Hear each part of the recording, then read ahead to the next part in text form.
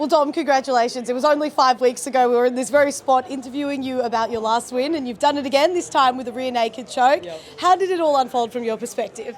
I knew Stanoff was going to be a fast starter.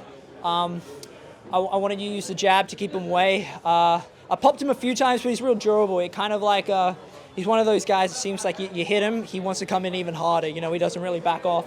I knew that coming into it, but I mistimed the counter. I was going to try to like walk him onto a shot. I feel like I kind of missed a little bit, and he got in on me. From the beginning, I kind of thought it was a bad stylistic matchup for him. He's really good at punching into a takedown, but I knew I had the advantage in the grapple.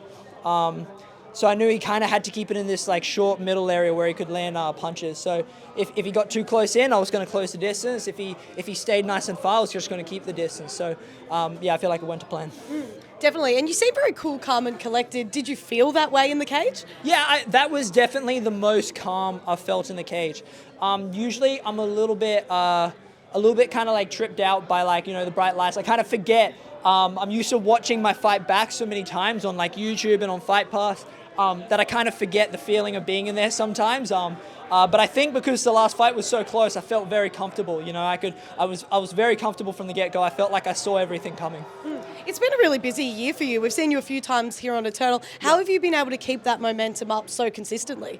Yeah, I train all the time. Like it feels like, you know, 6 weeks for a lot of people is a short amount of time, but I'm training like 3 to 4 times a day. So I don't know, that's like 6 days a week, probably like, I don't know, it's 20 sessions plus a week.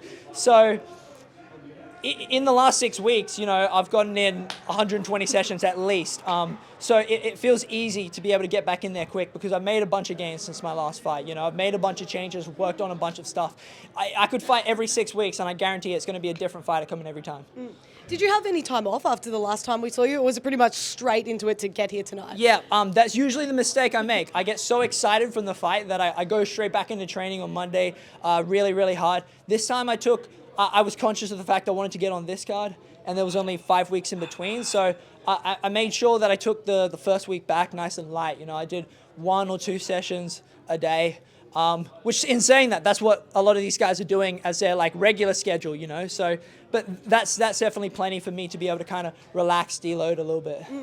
And what is next for you? You said in the cage earlier that you feel like, you know, you could be in the co-main event or the main event. Run us through that. Yeah, I think I should be going for the title. All the respect in the world for the 2 guys fighting right now, Joblin and Becker. But man, they're both 0-1 in their last fight coming into this fight, and I'm 3-0 this year.